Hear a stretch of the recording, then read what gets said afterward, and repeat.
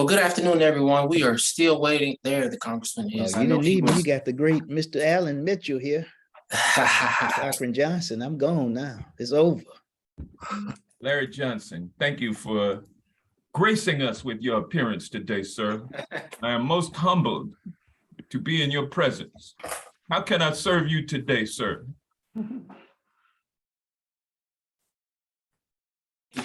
He put us on mute, Congressman. See how he does us. Okay, all right. Okay. All right, well, it looked like we have everyone here. I know Commissioner Benku was running a little behind, so we'll let him join us. But everyone else is here. So we thank everyone for being here for the Congressman's Housing Matters event. What are your housing options? So I'm going to pass it over to the man of the hour, Congressman Hank Johnson. Good afternoon, everyone, and thank you, Zoran, for that introduction, and welcome everyone to this panel discussion, Housing Matters. I'm Congressman Hank Johnson, representing Georgia's 4th Congressional District, and I thank my guest for joining me today to discuss the very important issue of housing affordability, an issue of great importance to the people living in the 4th District, as well as those living in surrounding communities. The reality is that housing affordability is becoming more and more burdensome, and sometimes even out of reach for many people. Rents are rising in Atlanta and in other parts of Georgia due to a number of factors, including population increases outstripping rental unit availability, while the cost of home ownership has become out of reach for many due to real estate values going through the roof. Georgia has been ranked 6th in the nation for rent increases in 2021, with the costs of a 1-bedroom apartment up more than 20%. This spike in rental rates causes unenviable comparisons to places like San Francisco and New York, cities with long-time reputations for the high costs of housing. While rental rates rising beyond the capabilities of many renters, while rental rates are rising beyond the capabilities of many renters, home buyers are facing a seller's market with home prices skyrocketing since 2021. The median price of a home sold in the 11-county Atlanta metropolitan area was $430,000 in May of this year. According to the Atlanta Realtors Association, this price point is 19.4% higher than the median price point in May of 2021. I'm hosting this panel discussion today because the high cost of housing has caused major disruption in the lives of thousands of my constituents and their families, including seniors on fixed incomes. Today, you will hear from specialists from Rockdale, Gwinnett, Newton, and DeKalb counties who will share information on programs and resources that can help those in need. If you have any questions, you can ask your questions in the chat or you can contact my office. This panel will also be posted on my YouTube channel for you to view again. I now pass the mic to Zoran Pledger, who will be moderating the panel to keep everyone on task so that you can get the information that you need. Thank you, and take it away, Zoran. Thank you, Congressman. And again, we're excited about all of you understanding the importance of such a discussion during a time when the inventory is being depleted and so many families are struggling with rentals as well as mortgage payments. I'm going to start with the gentleman who put us on mute when we first started this call, Commissioner Larry Johnson of District 3 in DeKalb County. Good afternoon, Commissioner.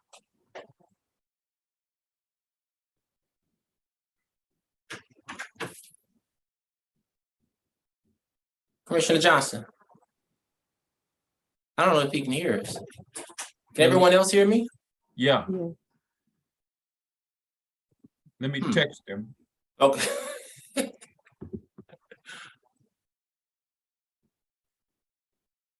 He mean, well, I thought I was joking when I said he muted us. He muted us for real. He turned the volume down and everything. That's probably what he did. Turned his volume down.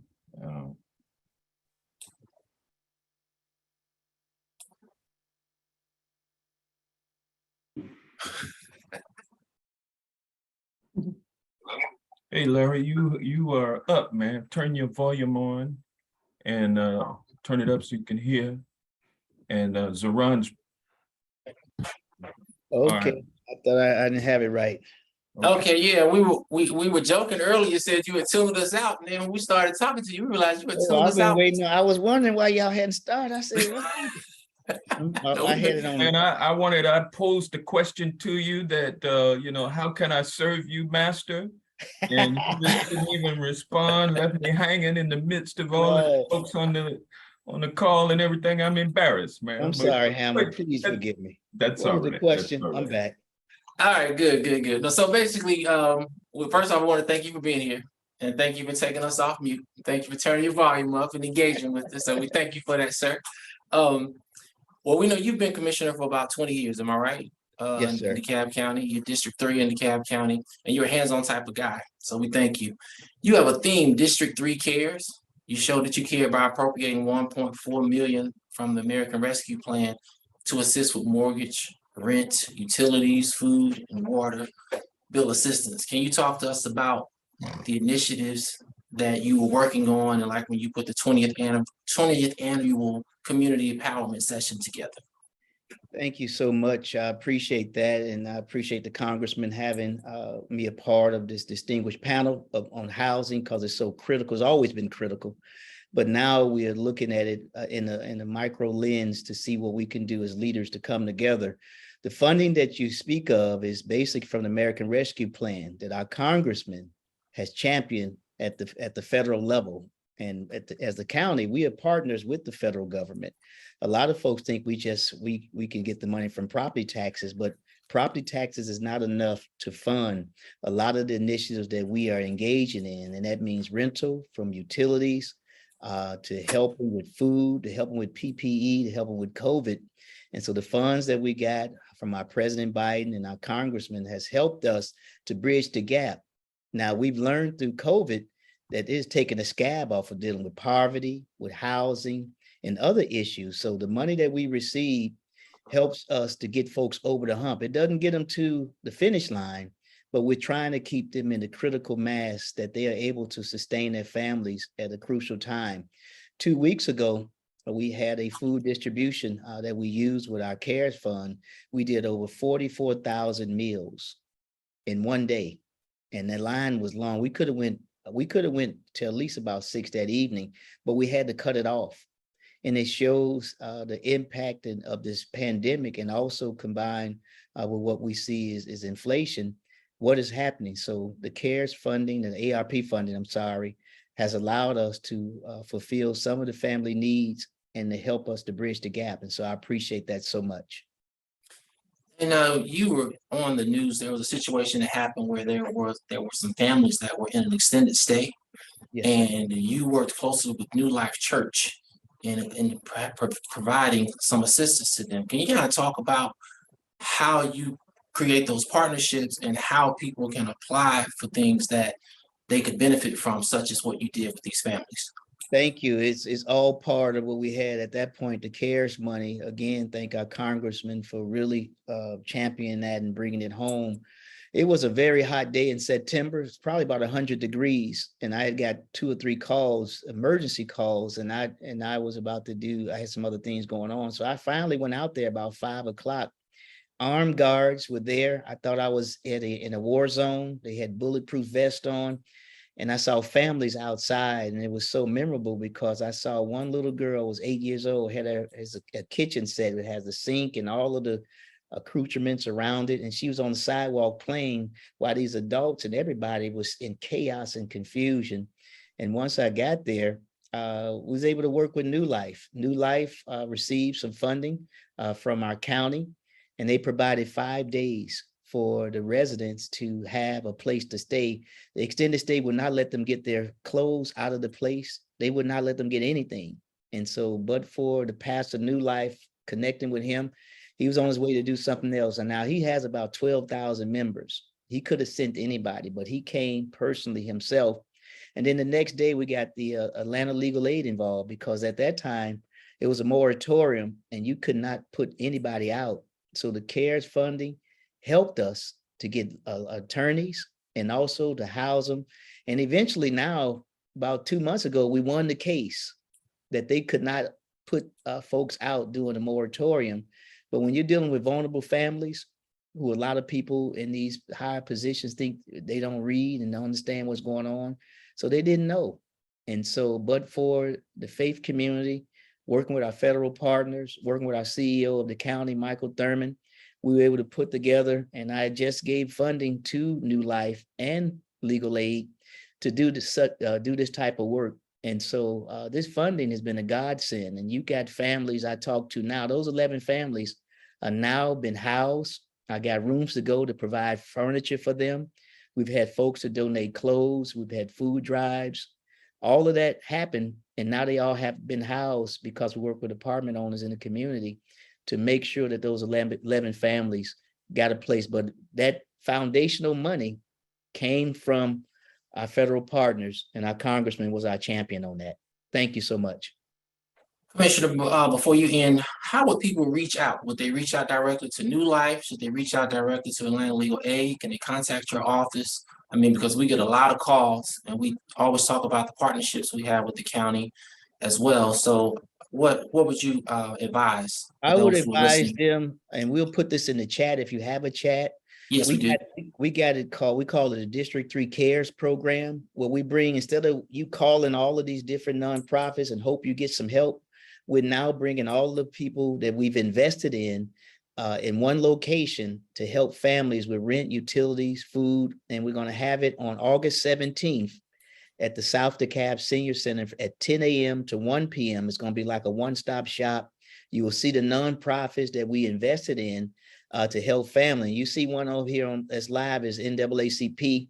I think he's down to $500. We've invested over $100,000 with Commissioner Mereda Davis Johnson, and they're down to $500. But we're going to have a one-stop shop. But they can always call my office at 404-371-2425, 404-371-2425, and we will direct them. And this is all based on until the money leaves. So we need everybody who's on this call.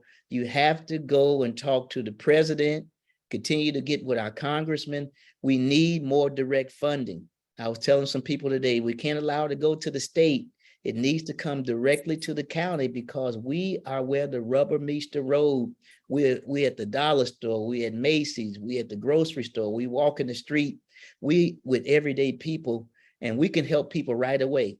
But if we have someone in between us, like a lot of the money that may be coming down, it's hard for us to help, but we're the ones that people call the most because they see us, and we need the help because money is ending. We got a program now where we've housed homeless people in hotels, and Mr. Allen can talk more about this, but that funding dries up September 30th. We pay $16 a day for them to eat. We provide security, and we provide certain social services, but that money dries up in September. So where does those homeless people go? Where do they get help? The county doesn't have the funding to subsidize those type of programs. So we must be advocates on this call as well and talk to our officials at the state to let some of that money come down, because the state of Georgia is holding they just got another tranche of money, about $2.4 billion for rental, for mortgages, for water. We have to be the advocates as well to help, because our congressman has done his part to get money to the local level, to the counties, and also has gotten money to the state of Georgia. And you see a lot of that money's come down, but we now have another tranche there, and we have to get the help to the people. Thank you. Okay. Would you make sure you put your number, that number you gave? Yeah, I'll have Ms. Adwater. Ms. Adwater, okay. Well, if you let her in, she'll put the flyer up as well as the phone number. Thank you so much. All right, thank you. All right, so we're going to stay in the Johnson family. I'm going to move right over to Commissioner Mereda Davis Johnson. Good afternoon, Commissioner. And before she speaks, I must say that Commissioner Mereda Davis Johnson is a commissioner that I serve every day. Well, thank you. Thank you, Hank, and good evening, everyone. And of course, Hank serves everyone in DeKalb, and that is a good thing. Well, And thank you for putting on this very important discussion. It's a very critical topic. I think that Commissioner Larry Johnson gave a lot of important details on ARP money.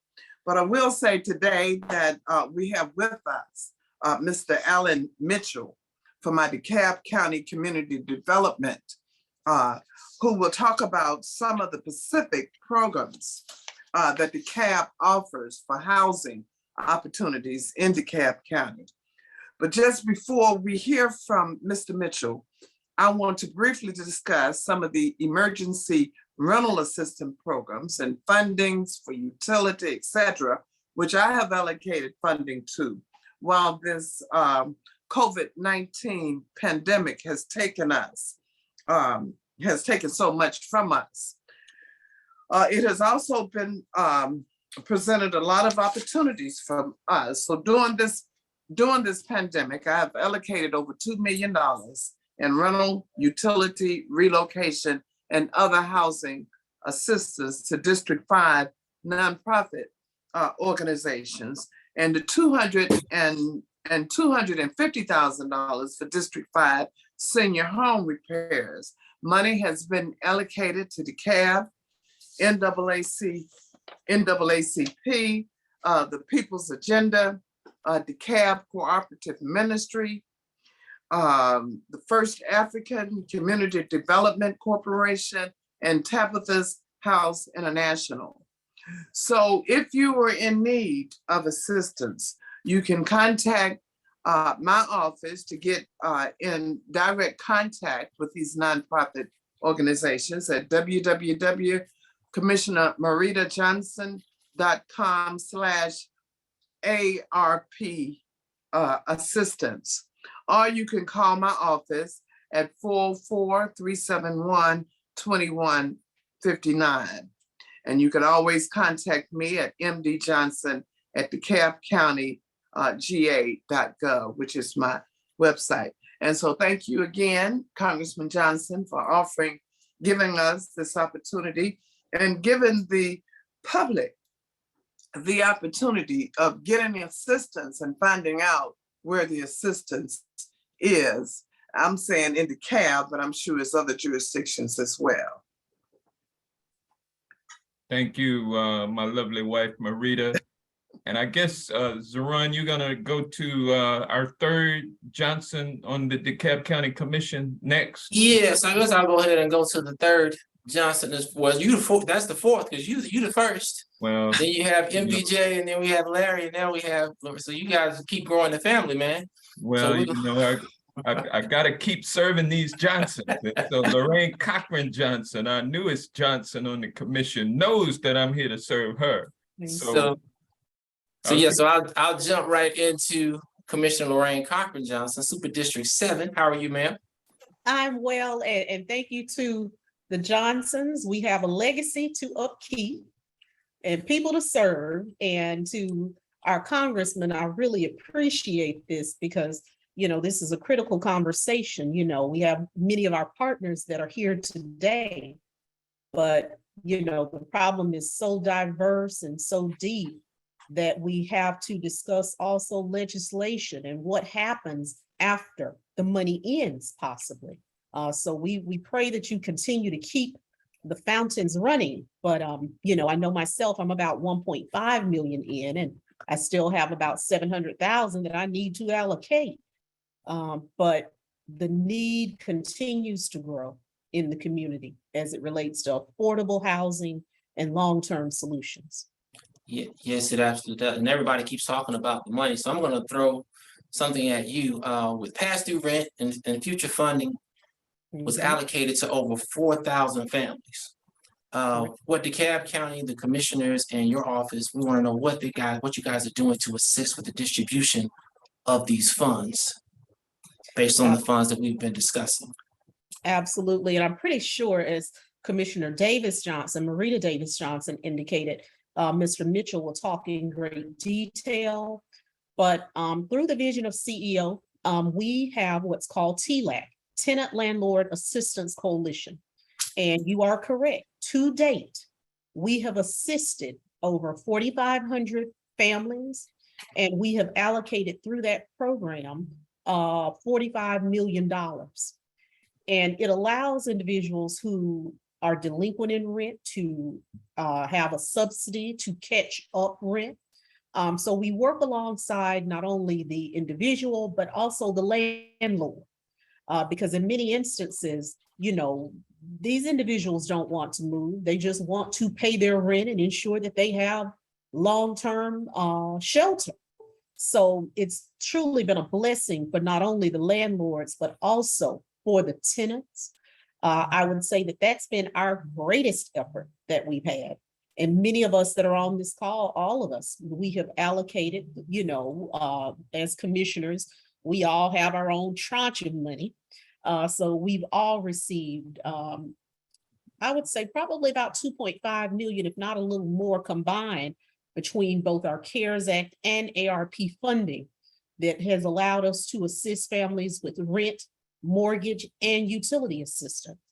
And just today, I was reading an article that talked about the amount of foreclosures that are upcoming, because we haven't talked about those yet. Because previously, just like with our evictions, there was a moratorium. So we were able to halt those, but now it's over. So we have to be very strategic in helping people. And I fear that there is even more assistance that's needed. You're absolutely right about that. Nationally, there's a shortage of more than 7 million affordable homes for the nation's 10 million plus extremely low income families. And HUD announced that Georgia is in the top 10 as one of the worst states for affordable housing. I think we all know that the investor purchases as well as the rental hikes have contributed to this. You proposed a rent control solution at one point. How does this rent control solution address Georgia's affordable housing problem? That's a great point. And currently you're correct. Georgia is ranked number 7. And what I presented a little over a month ago is a resolution to declare affordable housing a public health crisis. And in the course of that resolution, you know, and I'm thankful to say that I do believe that I have the support of my colleagues, because we all understand how important this is. There's 2 major pieces to that resolution. One being a rental cap. If you look at cities that are major urban cities that are within the top 10 markets, 6 of those have a mechanism in place to control the increase in rising rate year over year. But unfortunately, here in the state of Georgia, we do not have that capacity, because we have code, official code annotated Georgia 44-7-19, and it prohibits us from having the ability to control in any way rental amounts. Now, what you'll find is the most stringent rental control in the US is in St. Paul, Minnesota, and they do not allow more than a 3% increase year over year in rental amounts. However, in California, New York, several of our other major cities, Oregon, New Jersey, Maryland, all of those states, Washington, D.C., and Virginia, they are teetering around 4 to 5%. So I do believe, and what amazes me is we didn't see this coming.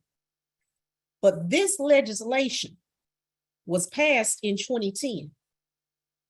Somewhere someone saw this coming, because this law totally protects landlords. It totally protects those that own commercial real estate, and it does not help the people. And my fear is, with us being in the top 10 currently in the US in terms of the rise in rental rate, we are in a very bad position.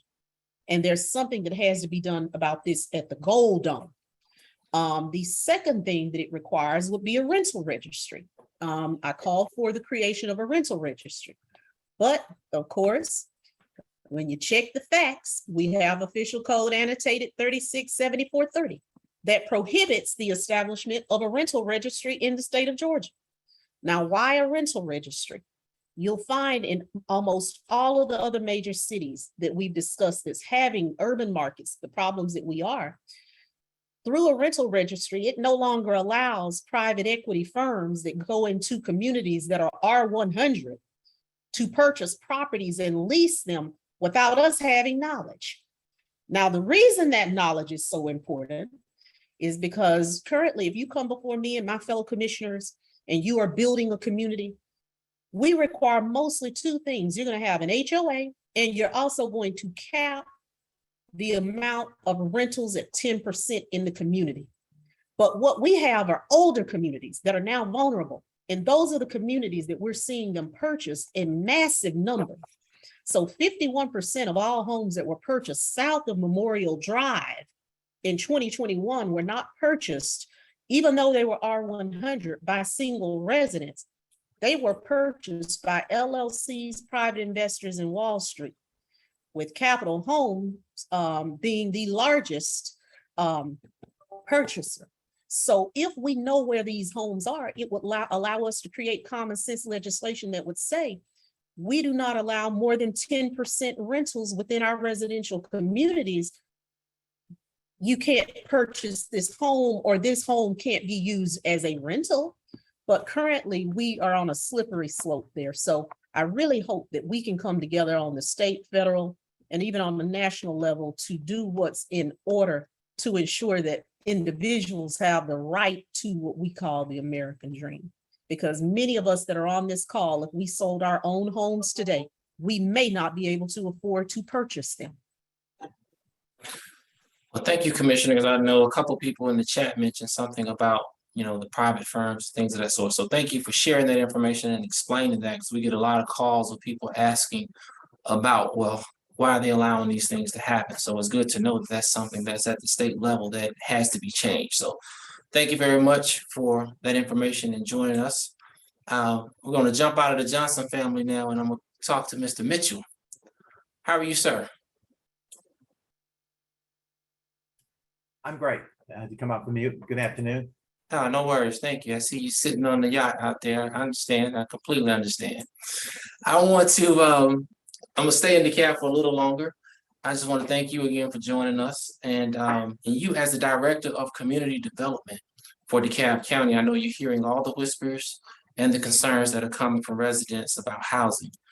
With the potpourri of services that you all offer, would you share some information on affordable housing inventory and or new construction that provides options for affordable housing?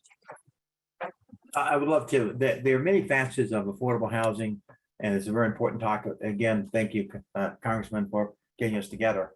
But we cover the gamut of various services to various segments of our population.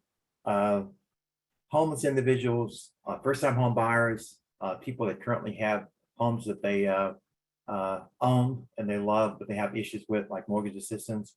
And also there's affordable housing that we do for various individuals in the county, working with developers. So I'll very quickly go through some of those topics and then answer your question about inventory, because it's not a valid inventory because things are so dynamic. So the most exciting things I cover first, mortgage assistance. We've elected to implement using funds from HUD, because my primary source of funding is HUD, to put in place the first time what's called mortgage assistance. There's some references to foreclosures and issues, but we have a mortgage assistance program that was approved by the commissioners recently, and we're using fairly large agencies to implement those programs. So that program is effectively up and running, where individuals can get mortgage assistance. You've heard a lot about T-like rental assistance, where there's a need because of a rental gap. But today, if you have an issue with your mortgage, we're one of the few individuals that are offering assistance for mortgage. That's very important, because that service has not been provided to anyone. Most recently, we have our house and the greater Urban League, as well as the Land and Legal Aid, working together to provide that. We've allocated over $2 million for that program in the beginning. We have other funds that came from Congress to be able to appropriate to that initiative if we have to. So that's one thing individuals should know about that's new, a nuance. The state had funds, but they were not unable to implement their program for mortgage assistance. Let's talk about affordable housing. Affordable housing is driven primarily by low investment tax credits.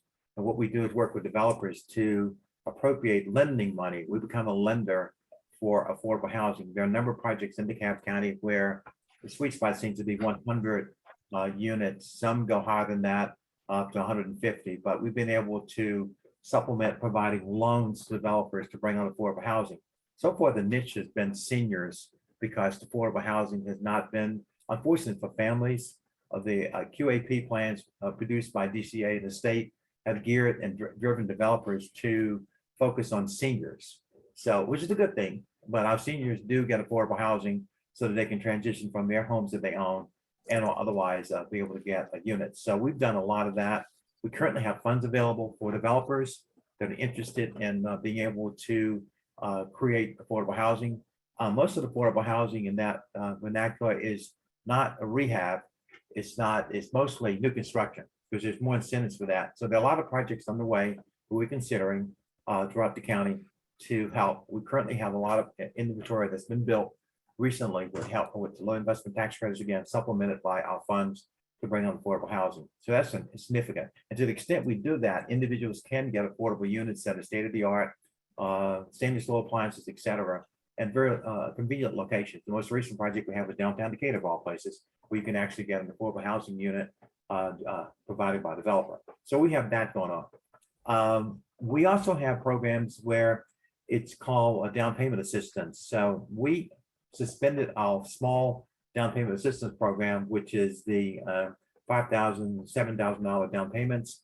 What we do is something more robust. We have a program called neighborhood stabilization, where we've been able in the most recently invest $4 million of buying about 14 homes, where we acquire the homes, we rehab the homes, and then we dispose those homes.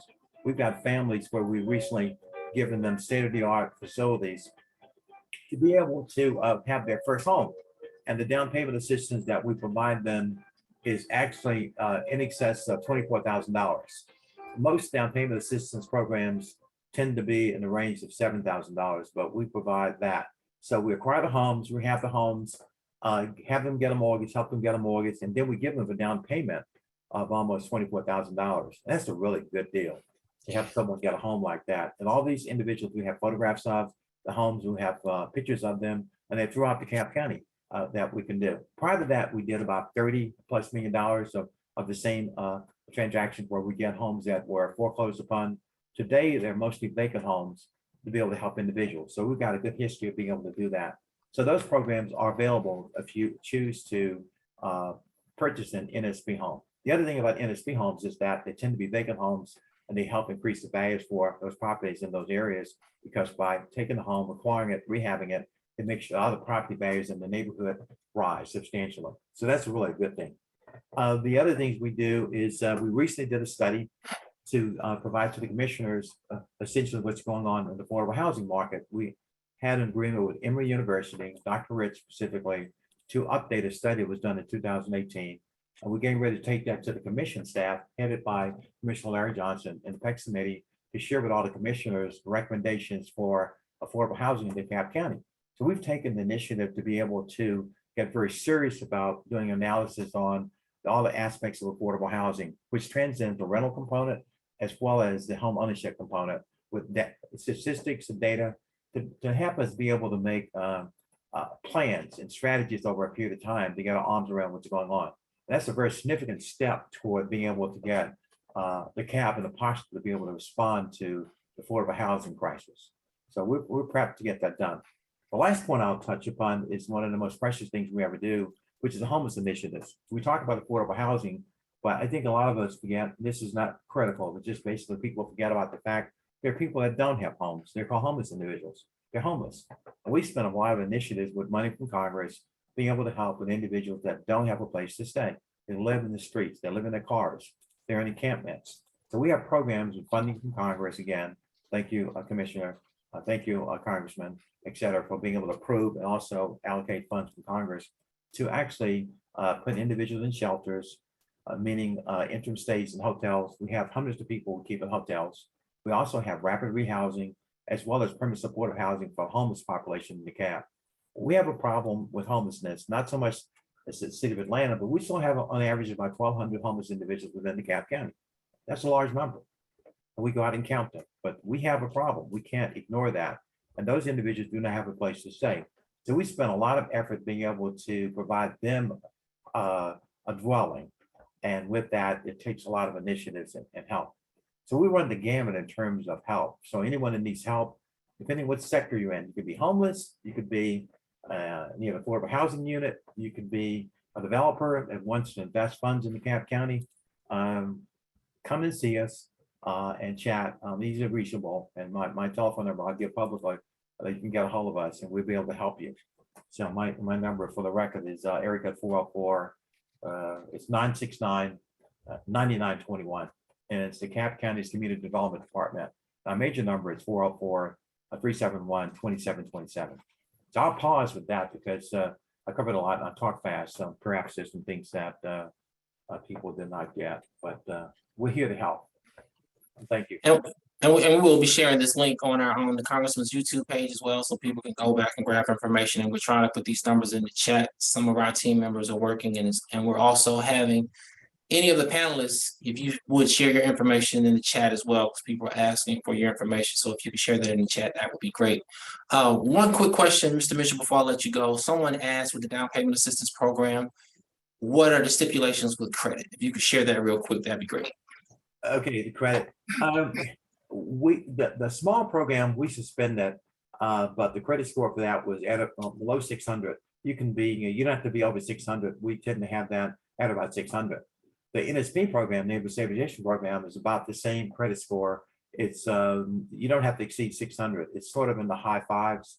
We'll be able to work with you, and the interest rates we tend to get from banks for you tend to be fairly low as well. So it's the credit score, it's a low interest rate, but the thing that enables you to be able to get those rates is the fact that we give you almost $24,000 as the down payment. So that helps you a lot to get your fairly good rate. And it avoids also something very critical called PMI. You all know what PMI is, it's private mortgage insurance. So if you don't put down 20% on the dwelling, you have to pay a substantial amount over a period of time, which increases your payment. So by us giving you that down payment, it gets you over the hurdle to avoid the 20%. And that's a really good thing because it lowers your outlays on a monthly basis to keep your arms around your disposable income. So long-winded answer, but that's where we are. Well, no, thank you. Thank you so much for that. All right, so we're going to move into Rockdale County. We have Miss Lisa Chester, Constituent Services Liaison for Rockdale County Board of Commissioners. So we thank you, Ms. Chester, for sitting in for Commissioner Williams in Washington today. Thank you so much for being with us.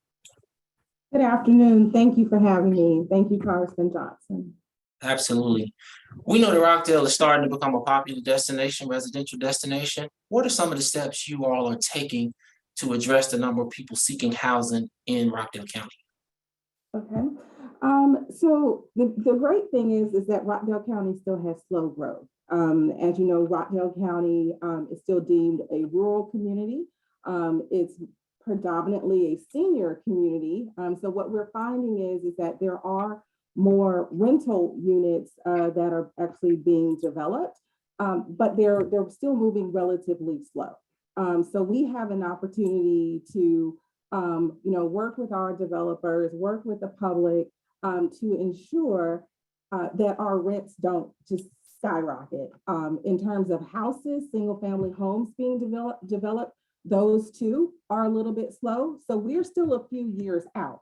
So what we're doing right now, instead of being just reactionary, which we have done due to the pandemic, and I'll talk a little bit about that, but we are working with partners in this community, nonprofit organizations, local economists, so forth and so on, to develop a long-term housing plan for the county. And that is also inclusive of the general public. We want to make sure that this is still a great place for individuals to move to, but we also want to make sure that the residents that live here can continue to live here. When we talk about, real estate investors, we've got commercial investors, Airbnb, so forth and so on, that are also looking at, single family home communities and pricing them out. we want to make sure that that does not happen, that the property taxes don't significantly increase for those that live here in this community. Okay, great. Thank you for that.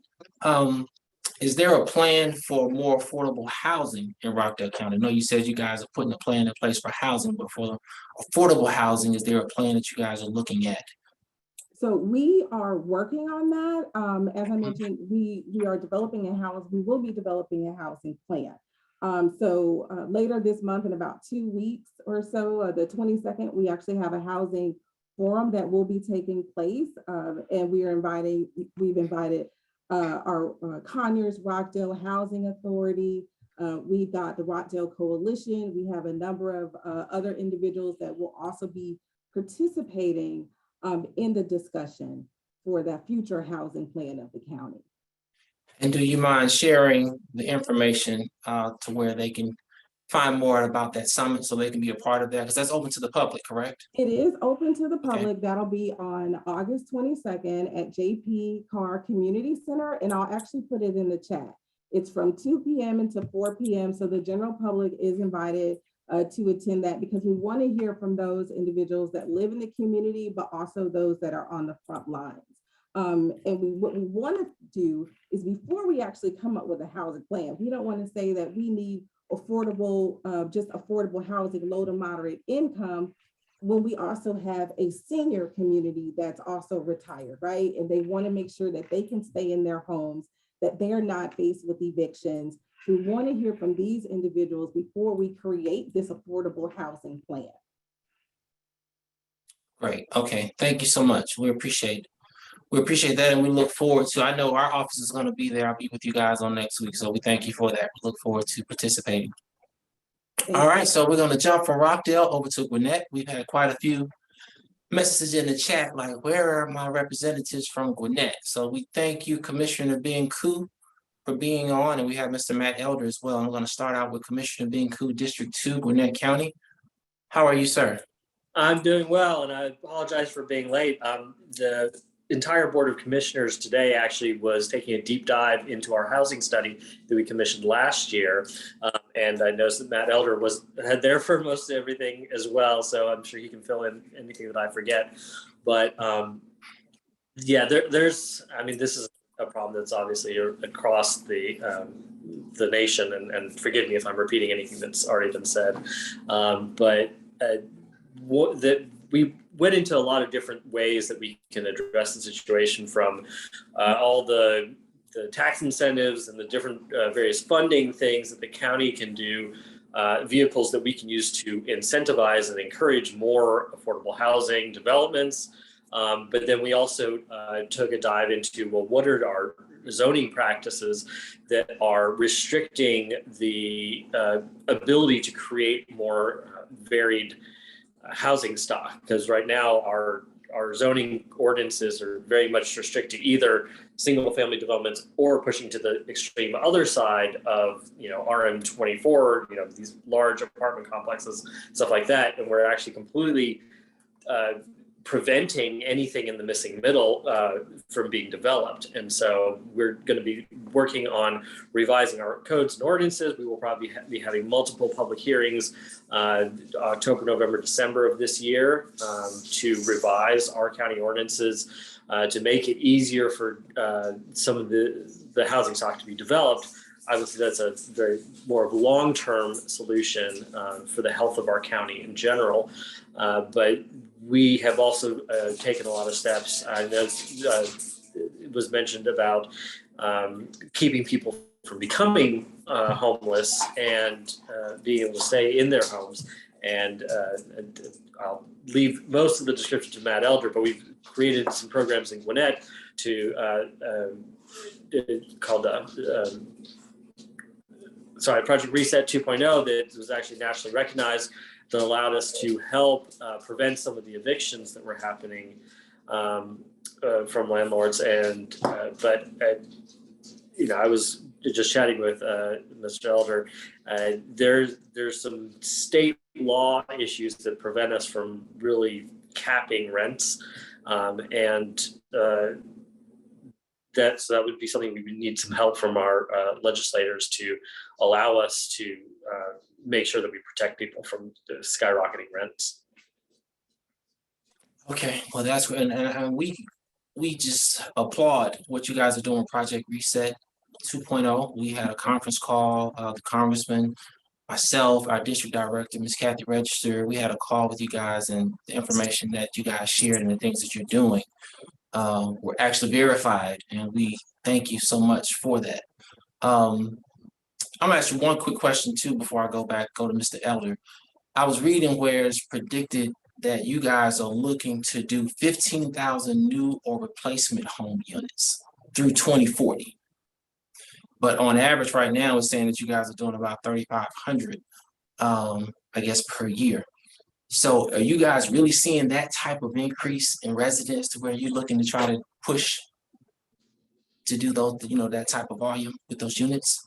We are seeing a huge demand, and that's, all of our projections have said by 2040 we would be 1.5 million people. That's basically an additional 500,000 people, 50% of our population in less than 20 years.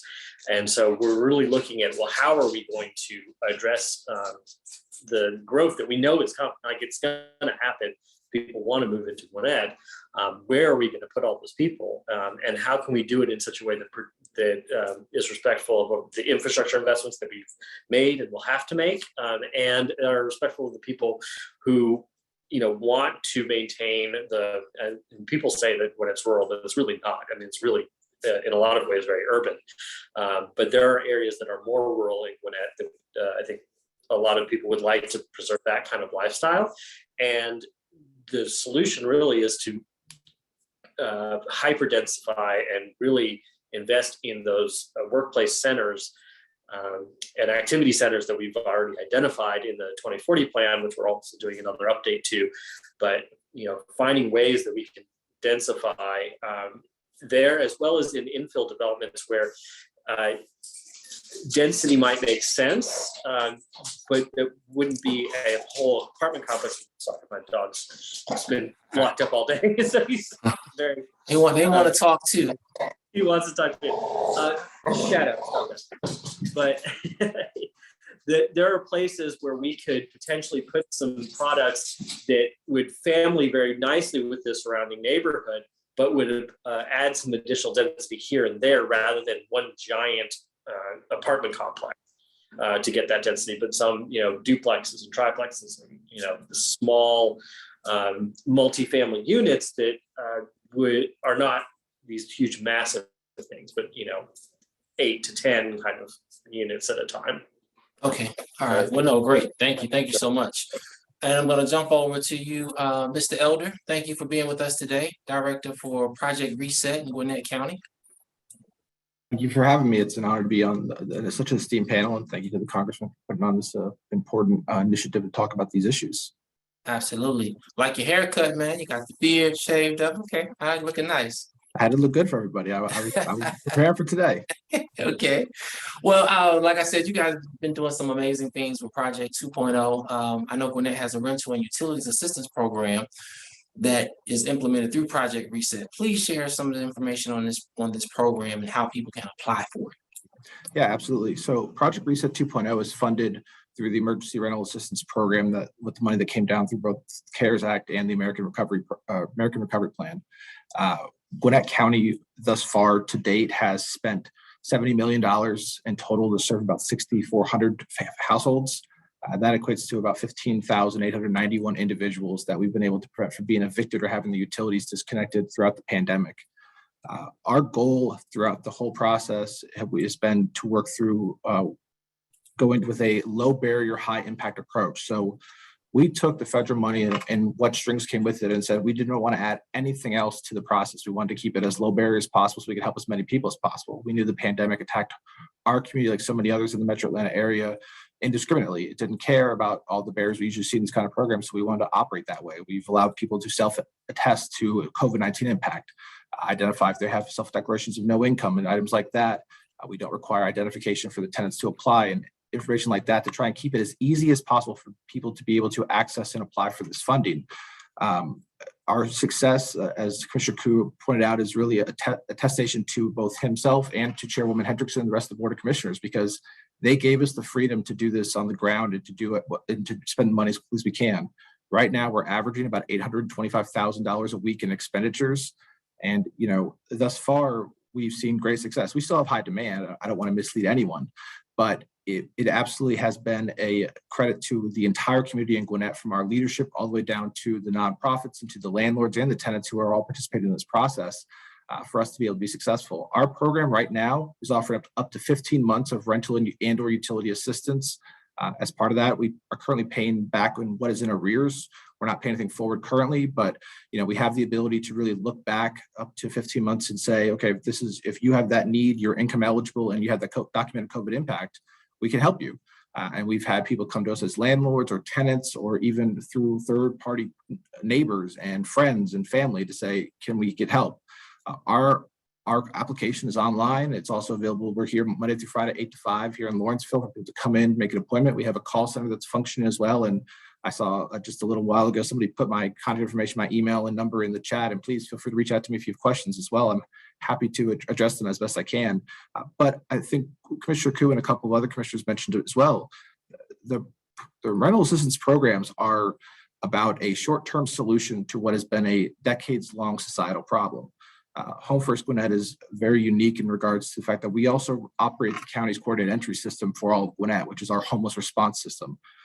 We launched that in March of 2020, which was 29 months ago. Over those 29 months, we've received 10,000 applications for housing or homeless or housing assistance, and that equates to about 9 applications a day, every day, to include every weekend or holiday throughout. That's the level of need we're seeing day to day. And we know we're not necessarily the top tier in the metro area for that kind of level of demand, but if we're seeing it, then all my friends in this panel are certainly seeing it too, day in and day out. And I know we're all committed to solutions. You know, for us, it's about how we can collaborate and bring together those kind of solutions to the forefront that maybe are a fit for Gwinnett or a fit for Rockdale or a fit for DeKalb, but also how can we forget those boundaries and figure out solutions that make sense for the whole region as a whole? Because at the end of the day, someone who's dealing with homelessness is not going to care if they're in the DeKalb County border, or they're in Gwinnett County, or they're in Rockdale County or Fulton. They're just going to care if they want help and services. And our best way forward is to do that. And we think we've done a great job in Gwinnett in doing that. And we've already begun reaching out to some of our friends and partners in the other parts of the metro and within the congressional district to make sure we can try and, you know, further energize and expand these services to be able to offer them, regardless of what geographic boundary someone may be able to sit in. Absolutely. And again, I agree. You guys have done a phenomenal job. Just one quick question before we leave. You guys have a homeless response program? Yeah. Can you share just real quick about that, and then how people can actually get information on that? Sure. So our coordinated entry program I was just describing is our response system. You can find information and even apply online at homefirstgwinnett.org. Anyone who's dealing with the homeless situation can go there and apply at any time, day or night. We also have an assessment center that's open Monday through Friday from 8:30 to 4:30. It's at 5320 Jimmy Carter Boulevard, down in unincorporated Norcross. And we also have a number that I will post in the chat that for anyone who wants to call and ask questions. We have 4 full-time navigators there that are operating and able to take calls and do assessments online. The biggest thing about coordinated entry, why it has success, is that it takes every person who is applying for assistance and it evaluates them on one common plane. So everyone gets a certain risk assessment or vulnerability index score, as we call it, in within our walls. And we're able to prioritize based on that, because whether we like it or not, the resources for homelessness are very limited. They've always been limited until we move forward in a lot of progressive directions. They're going to remain limited. So unfortunately, we have to do prioritization to try and serve those that are most at risk or highest vulnerability first and foremost. We certainly hope that people like the congressman are going to be able to help us in Washington to push forward on more funding and different innovative solutions. But at the end of the day, those solutions still are going to necessarily fall short if we don't actually address the root problem, which is that we have a very large lack of affordable housing. I can put somebody into the shelter that Home First operates today and keep them there for 90 days and get them case management and access to other services and healthcare and potentially get them connected to benefits.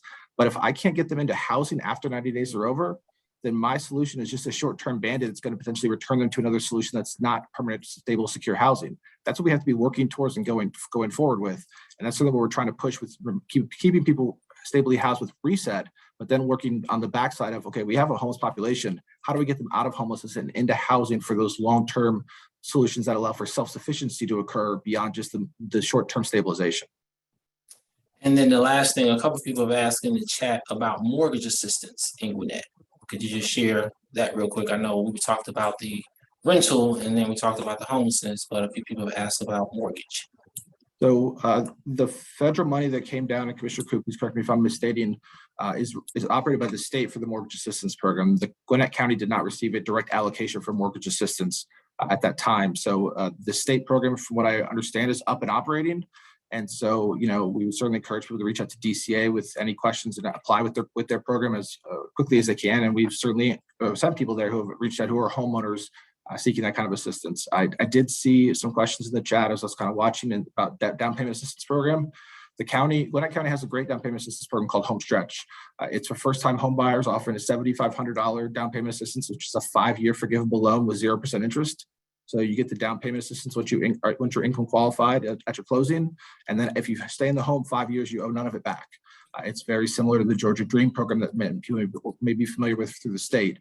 The county's been running that program for well over a decade and has had huge success rates with getting people out of a rental situation and actually realizing the American dream by being able to purchase their first home in places all across the community here in Gwinnett.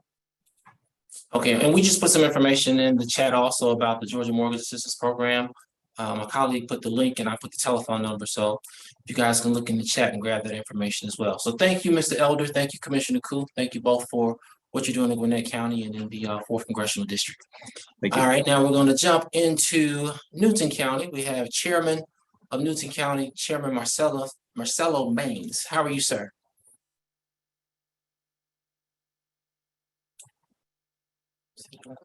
See him.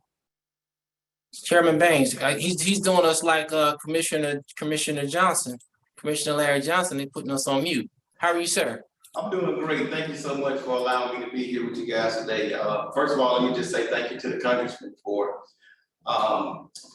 bringing light to this. We know this is an issue that is going on throughout our state, not only our state, but our country. And just want to thank him so much for caring enough to bring light to this. So thank you so much, sir. Well, thank you for joining us from the palatial layout of Newton County. We see you over there. Thank you, sir. Thank you, Chairman Baines. Yes, sir. So, Chairman Baines, Newton County has become a hot spot with filming of movies and TV shows being filmed there, which has also contributed to economic development. How are you dealing with the influx of new residents wanting to relocate to Newton County? Thank you. That's a great question. As you said, Newton County is right now it's a hotbed for economic development and growth. I think over the last 6 years, we have secured right close around 14,000 jobs, which is something that we are extremely proud of. But with more jobs comes more issues. So one thing that we are facing right now is housing, and we're having a shortage in housing. When you look at those jobs coming here, a lot of those people are trying to move here in Newton County.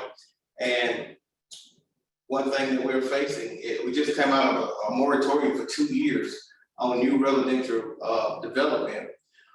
We are in the process of doing a Comm plan to make sure that we're putting homes and houses in the right place in our community. Make sure we have the infrastructure to support that. But it's a great thing, and then it's not so much of a great thing because when you bring in those high-end jobs to your community, that pushes the per capita income up, that pushes the medium house income up, and now we're seeing the issue that our homes are starting out at $350,000 and up, which is causing a problem for people who are looking for affordable homes and low income homes. Okay, got it. Well, what is Newton County providing on the state and local level for existing residents? Because I know we're talking about those who are trying to relocate, but what exactly are you doing for the existing residents who are facing issues with sustaining their rent and or mortgages? Hey, I'm saying some of the same things that you already heard. You know, we're trying to do everything we can to partner. And again, I want to thank the Congressman again for pushing for us to receive ARPA funds. And we utilizing our funds for rental assistance. We're utilizing our funds for utility assistance. We're working with different organizations in the community. Right now, Hope Atlanta, which was Action Ministries, we are actually locating with them. Partnering with them to help people get in some affordable homes. Through our economic development office, we are trying our best to give incentives to those that want to build affordable homes here in our community as well. Not just affordable homes, but we have something here that we're facing. Everyone is homelessness is a big thing here in our community. We are partnering with the Garden of Gethsemane homeless shelter here in Newton County to help provide housing for our homeless population. You know, we're at the point now where they call it a tent city, and they're starting to put tents throughout the trail system here. And we're doing everything we possibly can to partner with local organizations here to make sure we do the right thing and help provide funding for our homeless populations as well. Thank you. Is it any way, I know you, like your camera's, distance from you, but I was gonna ask if you or Ms. Hamp could put that information in the chat. You named 2 organizations that you said you guys were partnering with. So if people can reach out to them, that would be great to tap into those resources that are available out there in Newton County. So thank you again, Chairman Baines. We appreciate you taking this time to be with us today, okay? Thank you, sir. Thank you, sir. All right, so now we're gonna move into, I see Mr. Mitchell, you had your hand up. I didn't know if you were trying to chime in and share some additional information based on what Chairman Baines was saying. Yes, I was going back to Gwinnett. I want to make sure that everyone understands DeKalb has a coordinated entry program as well, which does exactly the same thing. We keep it open 5 days a week to assist with homeless. It's 404-687-3500. I put that in the chat, and that program has been effective. It gets funded with additional funds from Congress that we get to run a robust coordinated entry program, which is manned by 4 to 5 people every day. We get thousands of calls, which says that that there's a problem. So I want to make sure that at least we cover that. We're knowing exactly what Gwinnett is doing. And it's been very successful. It's been the conduit for individuals to contact our office. Great, thank you. Thank you for sharing that. All right, so now we're gonna go to the president. He didn't send a representative. The president came himself, president of the NAACP DeKalb branch, Mr. Lance Hammonds. Thank you, sir, for being with us today. Yeah, I appreciate that joke about sending a representative. But honored to be a part of this group. And again, I want to thank our Congressman Hank Johnson for spearheading this, because this is a huge problem that we've got to solve. But I also want to thank Commissioners Mereda Davis Johnson and Larry Johnson for trusting our branch to serve some of their citizens with ARP funds. So they've been able to apply through our branch to get some assistance. And believe me, the need is great. And there's a lot of people out there that are struggling. There are a lot of people out there hurting. And the NAACP's role in this is that we're on the ground. A lot of people come to us if they can't find a commissioner's number, if they don't know where to call. So all the information that you guys give to us, we take that information. So when they call in, we can direct them in the right place. And really the goal and mission of the NAACP is we're a advocacy group. We advocate for equity and inclusion. And you can't participate in the American dream if you're stressed about housing. So we try to work on those type of things. And I would say to the non-elected officials who are on this call, if you want to get into the fight, join a group like the NAACP and help us fight for more and better legislation. How do we change the mindset about housing and a lot of the things that Commissioner Cochran-Johnson talked about that are in our laws that prevent us from doing things to really help and solve the problem, those type of things are or can be addressed through legislation and the people. So we need to keep good people in office like the elected officials we have on this line, but we need to also understand that we need to help in this fight. So I just leave you with that. And we get a lot of information through our committees. You know, we have criminal justice. We have people talking about, well, you know, what is housing like when people are incarcerated? It sounds simple, but you know, people are worried about safety. And then upon reentry, it is difficult for people reentering our community to find housing. So this housing thing is really huge, a lot of aspects to it. We just really have to address this if we want to improve the quality of life in our communities. And the laws that are holding us back, we have to fight and tear those things down. So I would just say to the people that are on this call, you know, we just need to get, you know, like the old movie, you know, we need to be as mad as hell and we're not going to take it anymore and fight, because this is one of those fights that we have to win. And so, again, we're just a grassroots group that tries to mobilize people to help our elected officials get these things changed. You brought up something that I wanted to ask you about. You said about people who've been incarcerated and are seeking safe housing. Could you share some information about the NAACP's Reentry Legal Redress Program that it kind of focuses in on safe housing? Well, we don't have a program all of our own. That's kind of a state thing. My wife works for the probation department, so I hear stories from her all the time about folks that are reentering our community trying to find housing. And they get some assistance through our probation department, but it is really difficult for them. I mean, they're convicted felons. They're trying to find housing, and sometimes, you know, when you put that on the form, it's difficult. So we try to help them navigate the process again by pushing them towards the right people to help them solve those problems.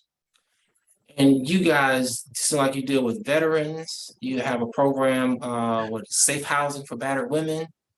And then you also have, again, we work through our committees. We have a women in NAACP.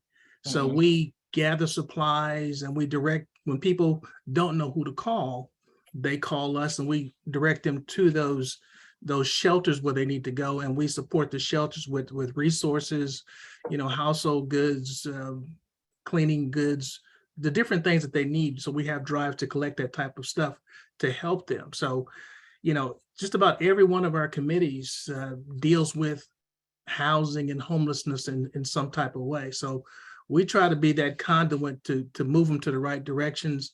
And but also we try to help change policy that are holding us back. And that's the grassroots part of it. And we ask the congressman to direct us in the right direction. We ask our commissioners, where do we need to show up at?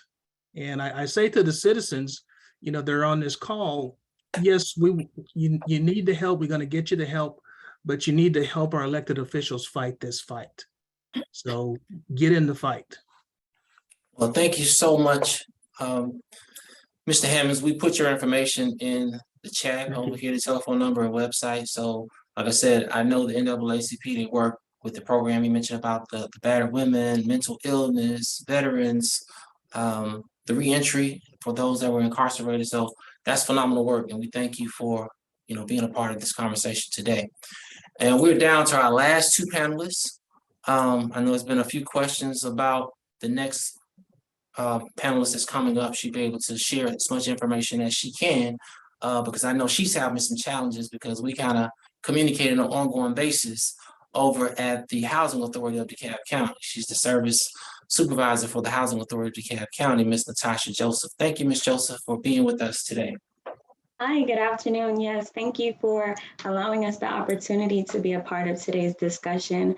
I am here representing the Housing Authority of DeKalb County. As all of the Johnsons alluded to, we are definitely within critical times. Just happy to be a part of this discussion to provide important information that are maybe beneficial to those here on the call today. We're glad to be of service to our DeKalb County residents as we work diligently to meet their housing needs.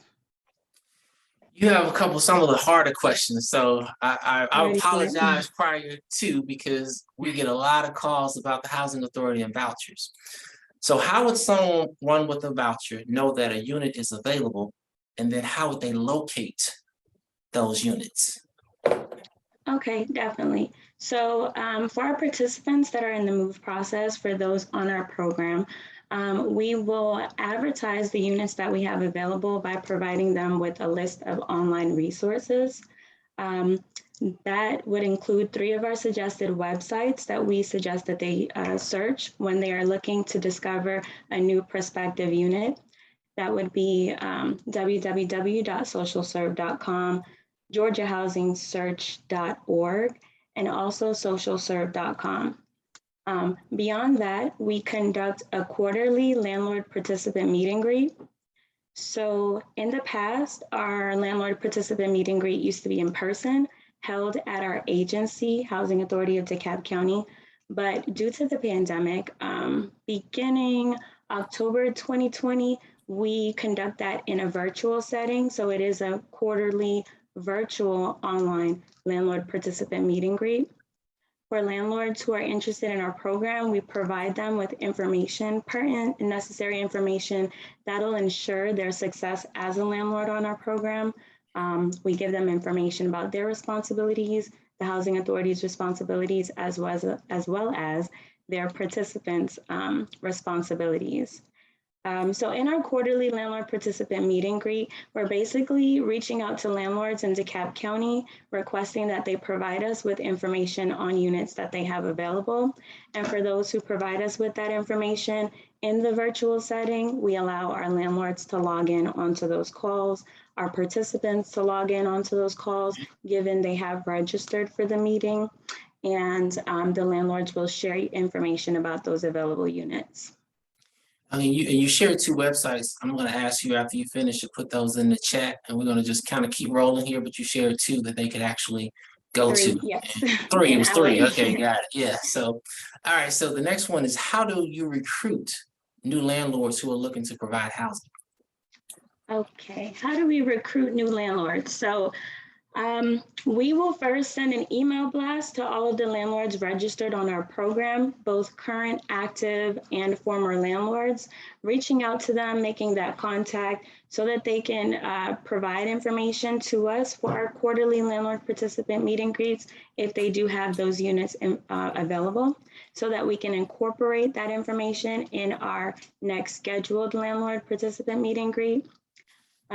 More recently, we're always trying to think of new and innovative ways to increase our housing stock and inventory for our program participants.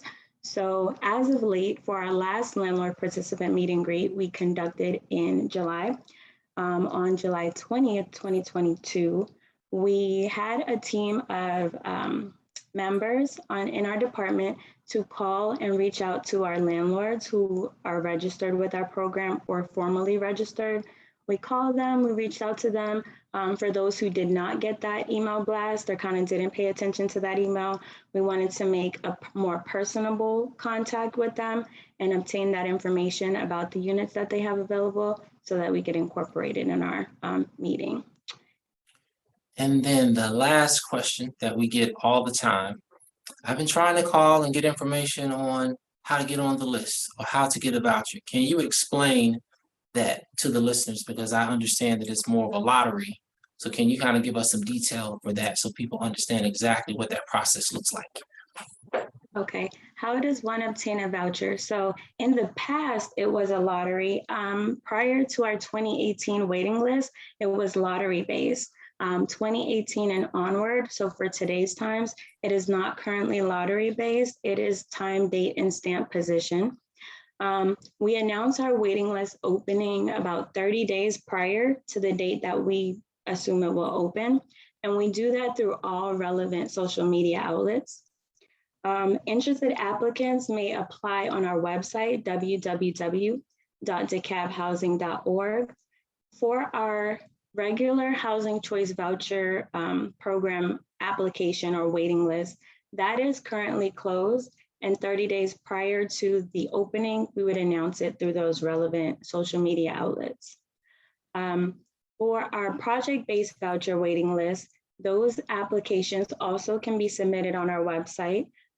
We announced the opening 30 days prior for those waiting lists as well.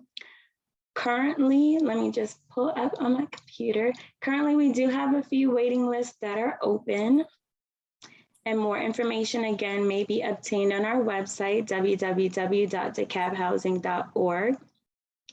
So for our waiting list, we have several elderly communities waiting lists available or available for application for those who are 62 and older. They can get that information on our website. We have 5 waiting lists open for our elderly communities.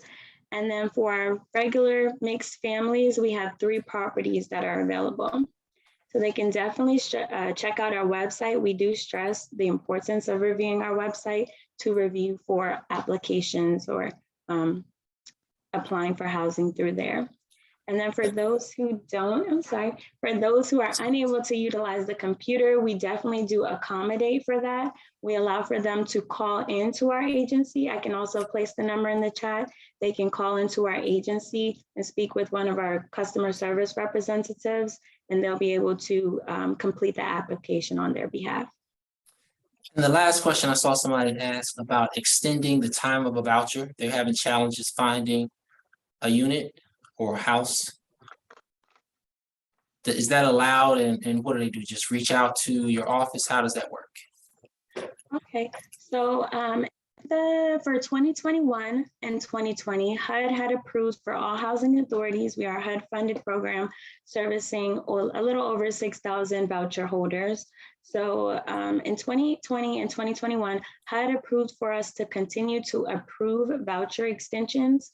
Normally our process is one-time 30-day extension, but through the grace of HUD, we are able to approve subsequent extensions because we know, and they know of course, that it is quite difficult for persons in search of units at this time to be able to secure that housing. So as long as they submit their voucher extension request 7 to 10 days prior to the expiration date, we'll be able to approve and accommodate for that. Okay, great. Well, thank you, Ms. Joseph. We thank you for your time. We thank you for being so patient, having you at the end of the line. But if you would put those websites that you mentioned in there, I think we did put the DeKalb County Housing Authority website in there, but you mentioned some others that they can pull information from as well. So if you put those in there, that would be great. Thank you so much. Now, last but not least, for some reason, this organization always seems to want to be the crescendo. They always seem to close us out. We have Ms. Jeanette Brown, who's the Senior Director for Financial Empowerment and a HUD Certified Counseling Agent for the Urban League of Atlanta. So we want to bring on Ms. Jeanette Brown. We thank her team with Ms. Nancy Flake Johnson and Mr. Moy and Tony Jean Luis, who's a phenomenal resource that we use over here as well. So we thank you guys for being here. Thank you, Ms. Brown. Thank you so very much for having us, and thank you to all of our partners that are joining us today. And I'd like to say a big thank you to Congressman Johnson for hosting such a valuable webinar today. In addition, I would also like to publicly thank Director Mitchell.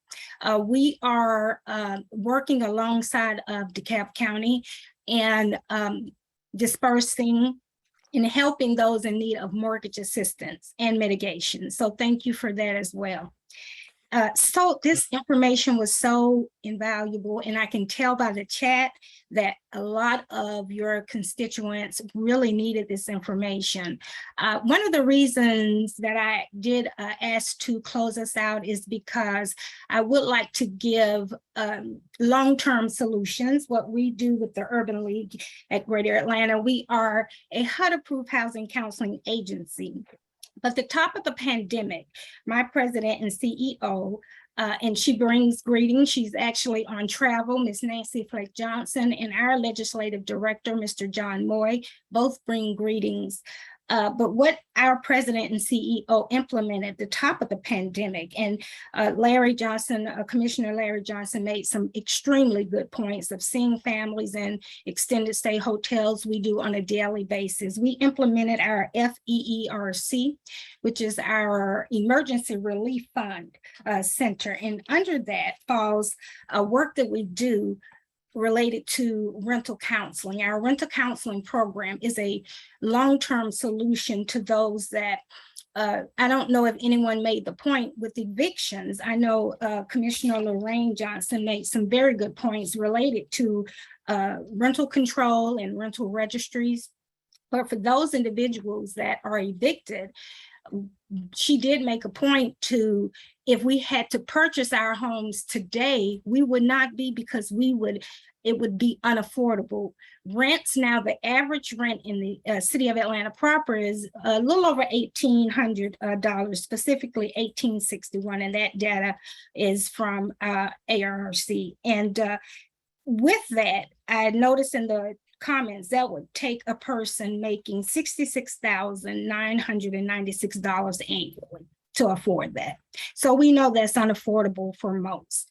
So what we do is work alongside of clients, taking them through counseling in order to ensure that their finances are adequate, that their credit is where it should be. And we have formalized relationships with property managers throughout the state of Georgia and landlords. We work alongside of all of the real estate trade organizations and landlords in partnership to place individuals that may or may not have been able to get placed. Director Mitchell mentioned tax credit union units as an option. We also use those for affordability.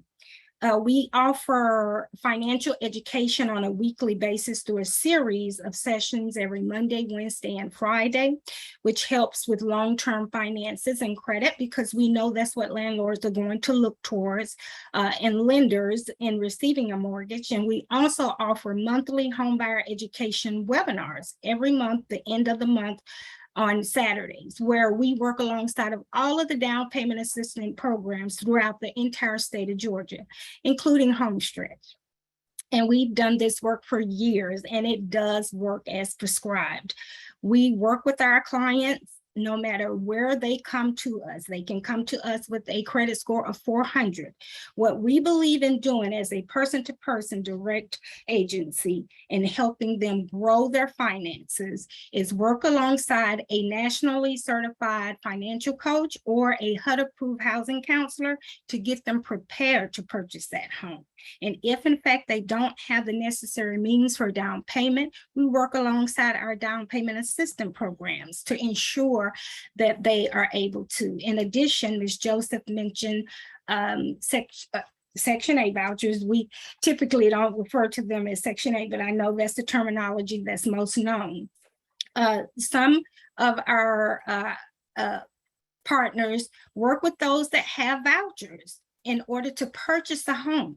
So we educate throughout this process, and we take you wherever you are to help elevate you, get you to sustainability, and get those families that we see on a daily basis.